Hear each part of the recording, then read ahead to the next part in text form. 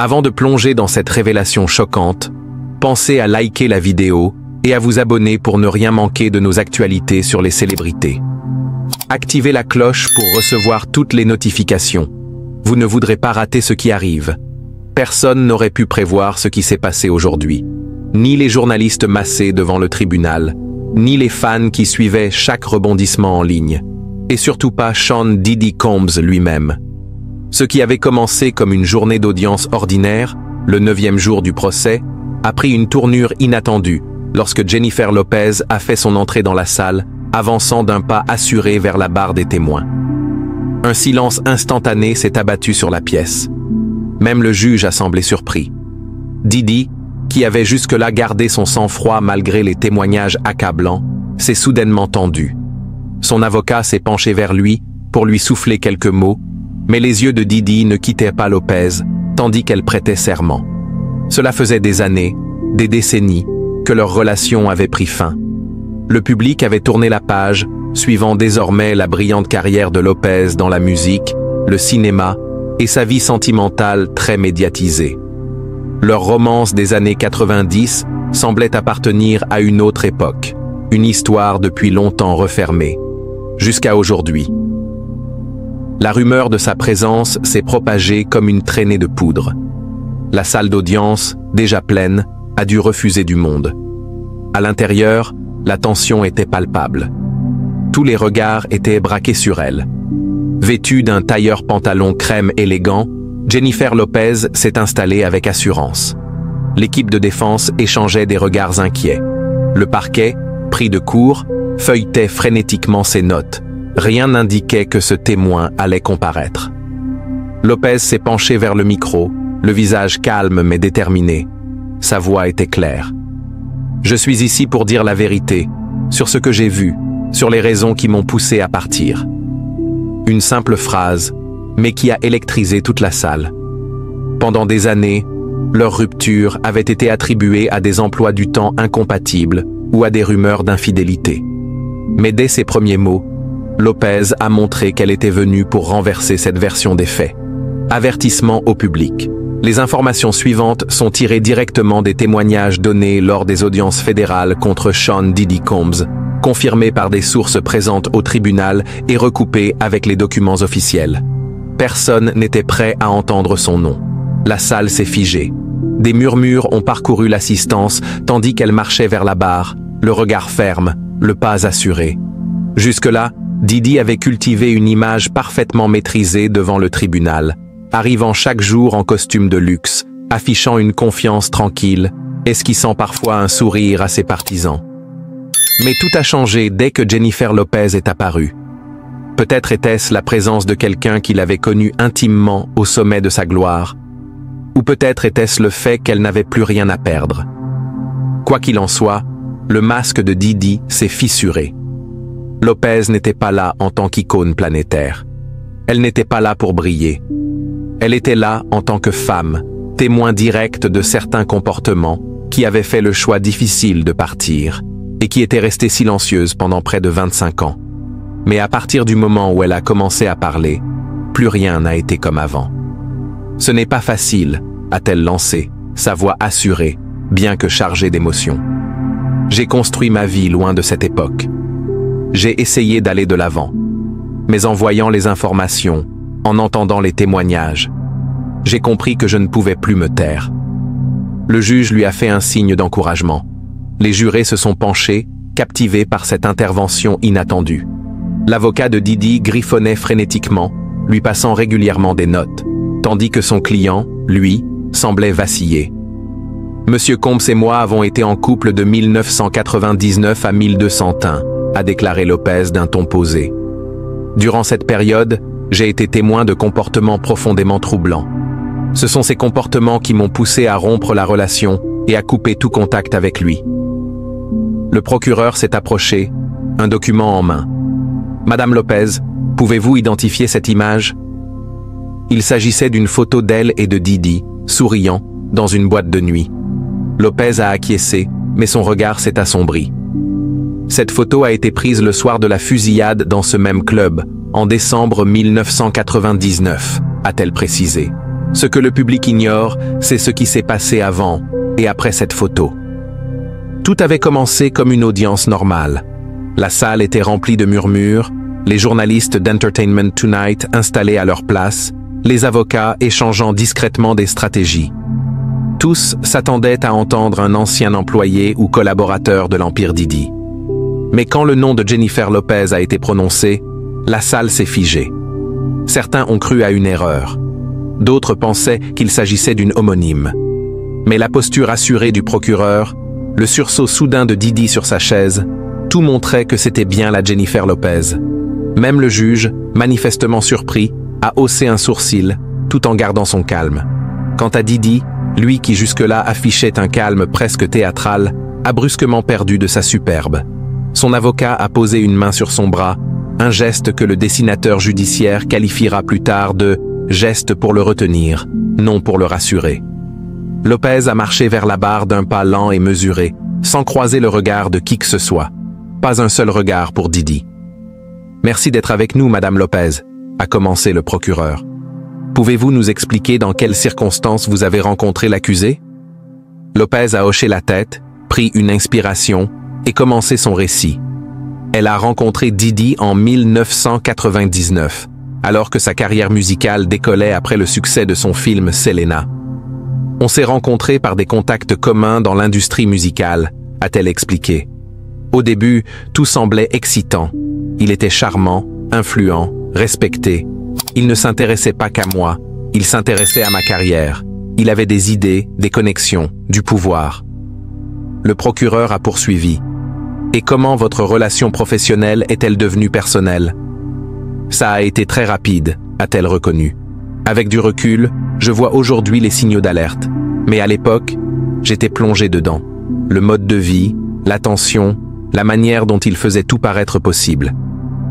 Elle a décrit comment Diddy s'était peu à peu imposé à la fois comme partenaire amoureux et conseiller professionnel, jusqu'à ce que les deux rôles deviennent impossibles à distinguer.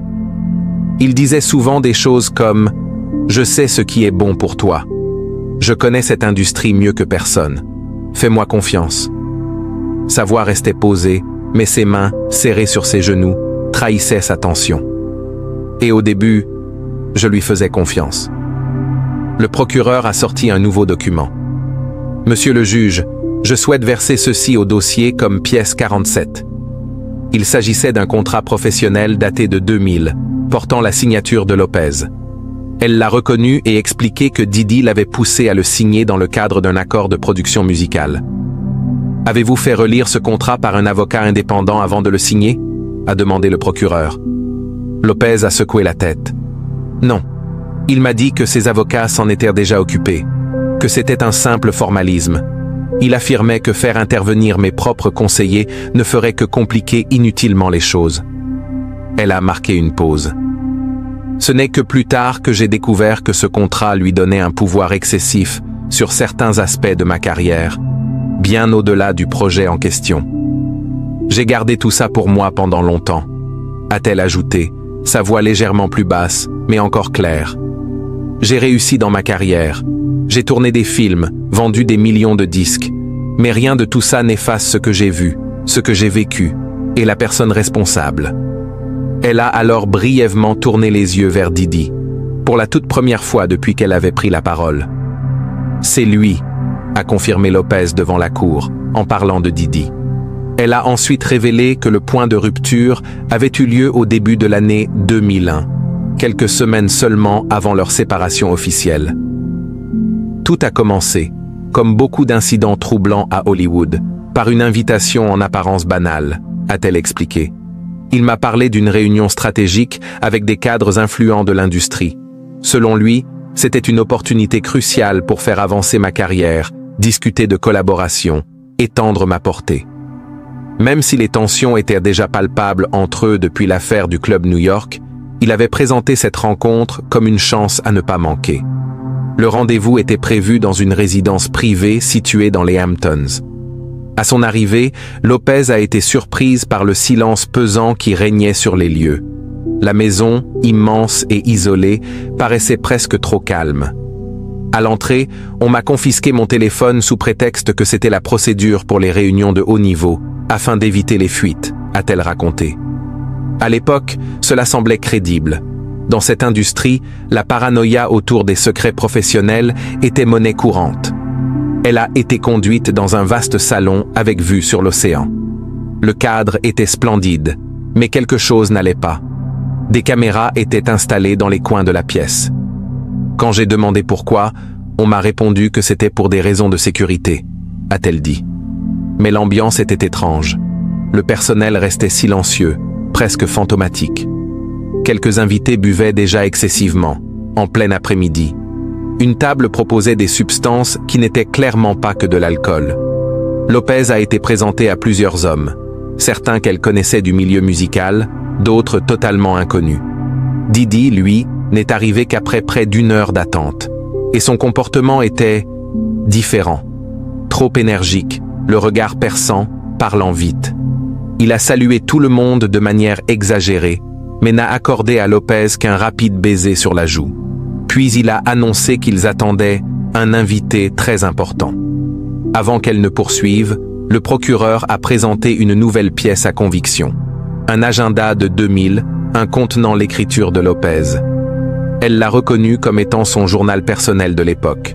« Pouvez-vous lire ce que vous avez noté à la date du 9 février 2001 ?» a demandé le procureur. Lopez a lu à voix haute « Réunion Hamptons. Mauvais pressentiment. Plus jamais. » Sa voix a vacillé pour la première fois depuis le début du témoignage. « J'ai écrit ça le lendemain », a-t-elle précisé. L'invité important s'est révélé être une jeune femme, probablement âgée de 19 ou 20 ans, visiblement désorientée en arrivant. On l'a présentée comme un talent prometteur, mais on lui a immédiatement servi un verre avant de la placer entre 2 cadres de l'industrie. Il n'y a jamais eu de réunion, a poursuivi Lopez. Aucun échange professionnel, aucun projet évoqué. À la place, c'est devenu quelque chose de plus sombre, presque orchestré. Des gens passaient d'une pièce à l'autre, la musique s'est intensifiée, d'autres substances sont apparues. J'ai réagi, a déclaré Lopez fermement. Je lui ai dit qu'elle n'était obligée à rien. Je lui ai proposé de lui commander une voiture pour rentrer chez elle. Mais la réaction a été immédiate et agressive. Didi l'a entraîné dans une autre pièce, furieux. Il m'a accusé de gâcher une opportunité, de l'avoir humilié devant des personnes importantes, a-t-elle raconté. Mais ce qui m'a le plus marqué, c'est ce qu'il m'a dit ensuite. Ce n'est rien. Tu n'imagines même pas ce qui se passe dans les vraies soirées. Après avoir pris une gorgée d'eau, elle a poursuivi avec une détermination nouvelle.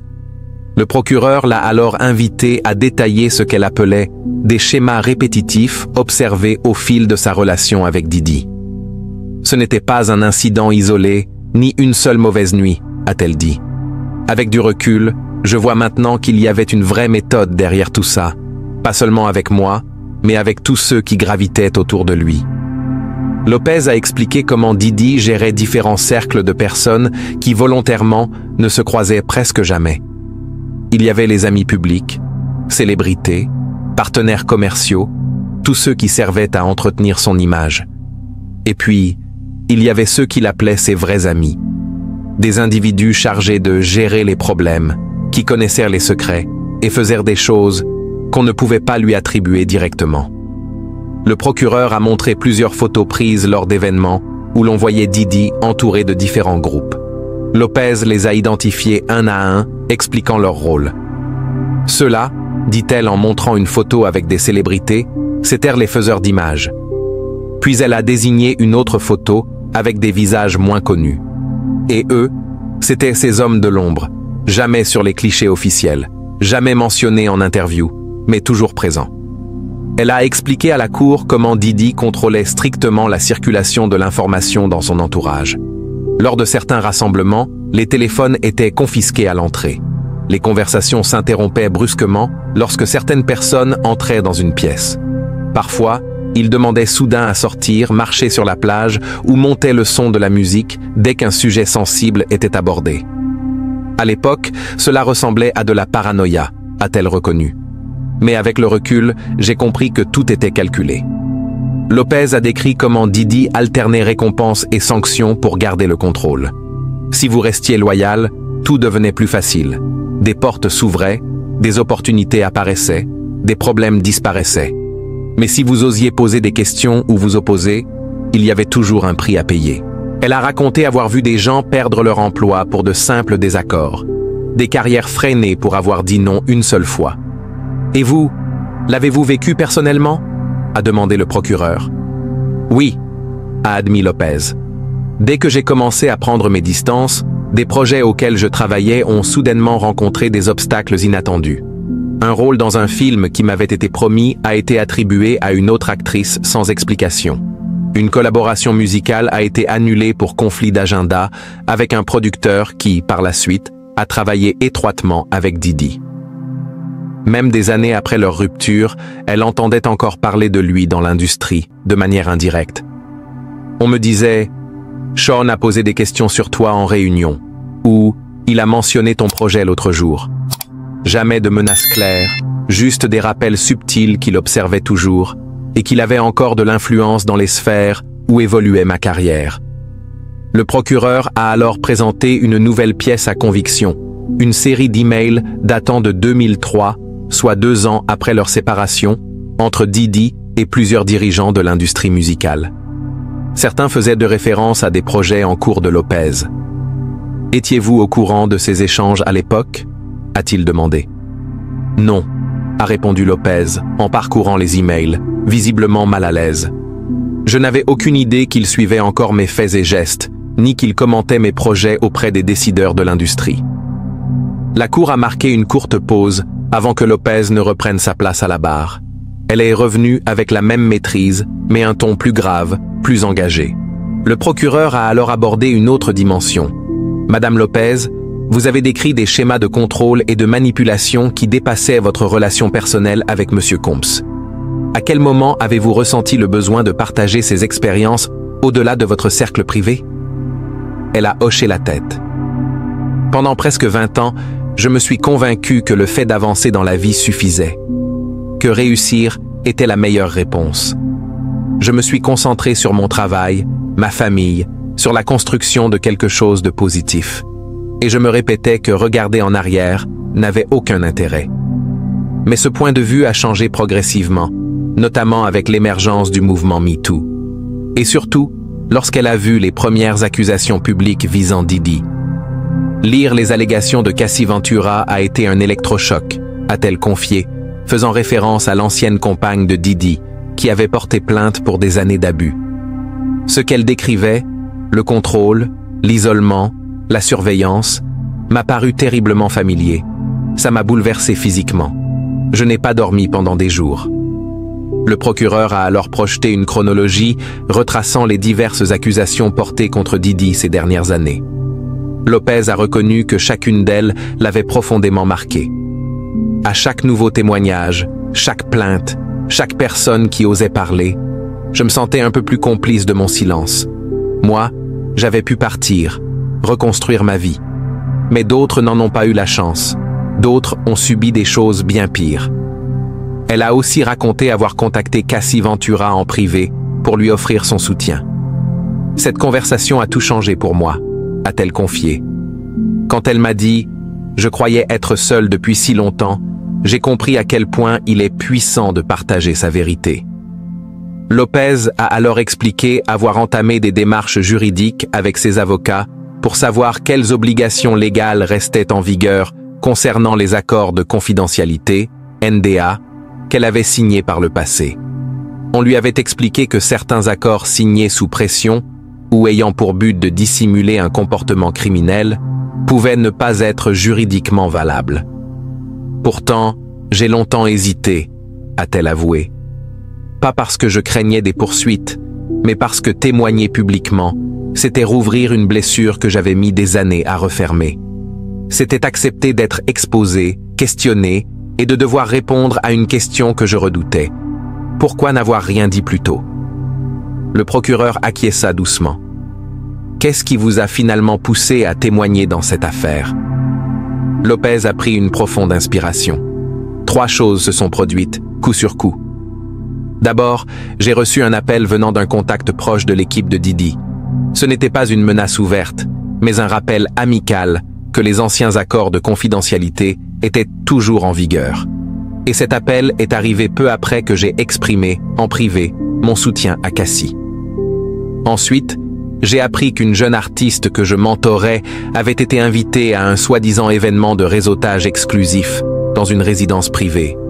Les détails de cette soirée m'ont immédiatement paru familiers, trop familiers. Je lui ai dit de ne pas y aller. Plus tard, j'ai découvert que l'événement était lié au cercle de Didi. Elle marqua une pause, puis reprit d'une voix ferme. Et enfin, j'ai compris que mon silence contribuait à protéger un système qui continue de nuire à d'autres. Et ça, je ne pouvais plus le supporter. L'atmosphère de la salle d'audience changea à ces mots. Le procureur annonça qu'il n'avait plus de questions. C'était maintenant au tour de la défense. L'avocat principal de Didi s'avança vers la barre avec assurance, mais ses gestes trahissaient une certaine tension. « Madame Lopez, merci pour votre témoignage », commença-t-il avec une politesse professionnelle. « J'aimerais clarifier certains points, si vous le permettez. » Ce qui suivit fut une tentative méthodique de redéfinir le récit. Il suggéra que des souvenirs vieux de 20 ans pouvaient être altérés par le temps, les récents scandales médiatiques ou même les évolutions culturelles. Lopez l'écouta attentivement et répondit avec une précision sans faille. Lorsqu'il insinua que ses souvenirs étaient peut-être influencés par les accusations récentes visant Didi, elle se pencha légèrement vers le micro. « Mes souvenirs, eux, n'ont pas changé », répondit-elle d'un ton ferme. « Ce qui a changé, c'est ma volonté de les dire à voix haute. » La stratégie de la défense évolua. L'avocat tenta de mettre en avant les réussites professionnelles communes entre Lopez et Didi pendant leur relation. Il montra des graphiques sur la montée en flèche de sa carrière, les ventes d'albums, les articles élogieux à l'époque. « N'est-il pas vrai que votre relation avec M. Combs a coïncidé avec une progression significative de votre carrière ?» demanda-t-il. « Réussite et abus ne s'excluent pas mutuellement », répliqua Lopez. « Beaucoup de personnes vivent des situations toxiques tout en continuant à travailler, à réussir. Parfois, elles réussissent justement pour pouvoir se libérer de leur agresseur. » La tension dans la salle monta d'un cran. L'avocat adopta une ligne d'attaque plus directe. « Vous avez dit vous être ressenti mal à l'aise lors de certains événements de l'industrie. Pourtant, on vous voit, sur de nombreuses photos de l'époque, souriante aux côtés de M. Combs. Comment expliquez-vous cette contradiction ?» Lopez ne tarda pas à répondre. « Avez-vous déjà vu une actrice jouer un rôle ? Créer une image publique faisait partie de mon travail, mais plus encore, c'était une question de survie. » L'avocat produisit alors d'anciennes interviews dans lesquelles Lopez avait parlé positivement de Didi, bien après leur séparation.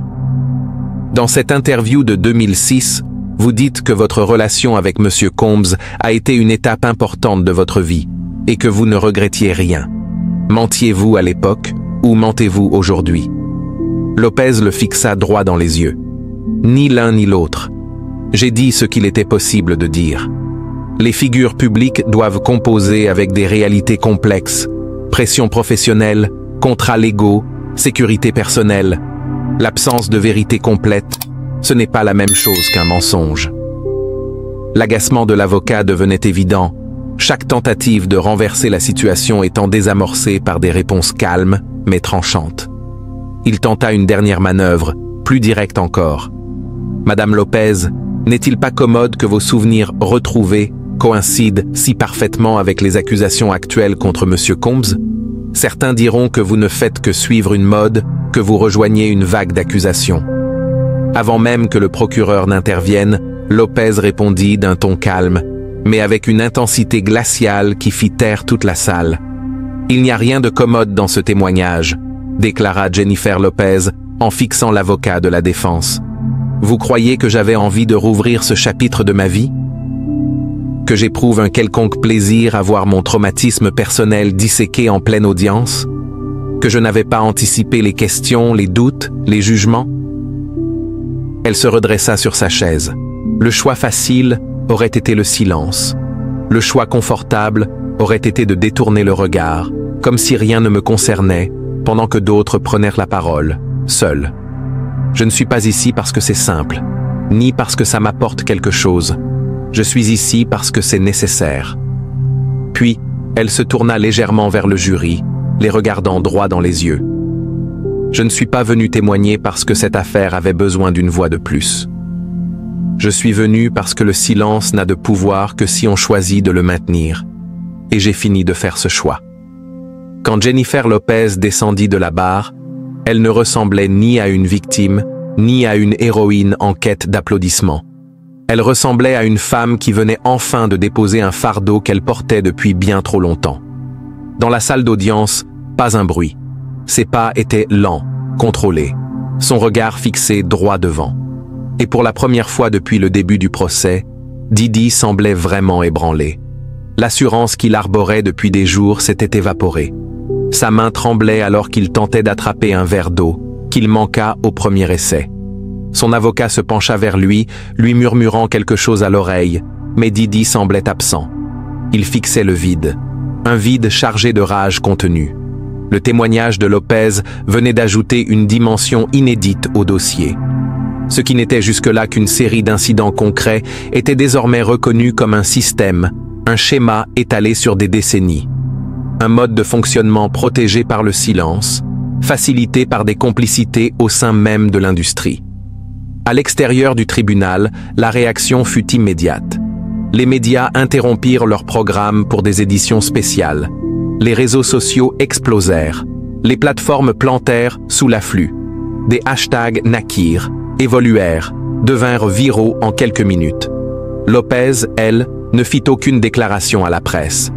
Elle quitta le bâtiment par une sortie sécurisée, protégée de l'avalanche de caméras et de micros. Mais son témoignage résonnait déjà bien au-delà des murs du tribunal. En quelques heures, des communiqués officiels furent publiés. Les agents de stars, les services juridiques, les cellules de crise des grandes entreprises du divertissement s'activèrent dans l'urgence. D'anciens collaborateurs de Lopez et de Diddy furent sollicités de toutes parts. Leurs téléphones ne cessèrent de sonner. Des questions refaisèrent surface. Des souvenirs, parfois enterrés, ressurgissaient. Mais ce fut surtout dans les messages privés que le véritable impact se fit sentir. SMS, appels, emails échangés entre professionnels de l'industrie. Tu savais, toi? J'ai toujours eu des doutes. Tu te souviens de cette soirée? Une prise de conscience collective s'opérait. Des choses vues mais jamais dites. Des motifs reconnus mais jamais nommés. Ce témoignage dépassait largement le cadre du scandale. Il soulevait des questions fondamentales sur le pouvoir, sur le prix du succès, sur les raisons profondes du silence et sur le courage qu'il faut pour le briser. Pour Diddy, les conséquences furent immédiates et brutales. D'autres témoins sortirent du silence, se disant inspirés par la parole de Lopez. Des partenaires commerciaux prirent leur distance. Des plateformes de streaming supprimèrent discrètement son contenu des playlists mises en avant. L'empire que Diddy avait méticuleusement bâti commençait à se fissurer, visiblement. Le procès continua, mais quelque chose de fondamental avait changé. Ce n'était plus seulement une affaire d'accusation individuelle. C'était devenu un procès d'un système, une remise en cause de décennies de silence imposé, de protection organisée autour de figures puissantes. Et dans tous les médias, une phrase de Jennifer Lopez restait imprimée comme le titre du jour. Le silence n'a de pouvoir que si on choisit de le garder. Et voilà. Ce que beaucoup pensaient impossible vient de se produire. Jennifer Lopez, l'une des figures les plus emblématiques du show business, a brisé 20 ans de silence pour dénoncer ce que l'industrie a trop longtemps ignoré. Ce n'est plus seulement l'histoire d'un homme puissant face à des accusations, c'est celle d'un système qui vacille, d'une voix qui en libère d'autres, et d'une vérité qui, enfin, ne peut plus être étouffée. Si ce témoignage vous a touché, partagez cette vidéo. Chaque vue, chaque commentaire, chaque relais, c'est une manière de faire vivre ces paroles. Et surtout, restez attentifs, car cette affaire ne fait que commencer. Abonnez-vous, activez la cloche et préparez-vous à découvrir tout ce que l'industrie voulait vous cacher.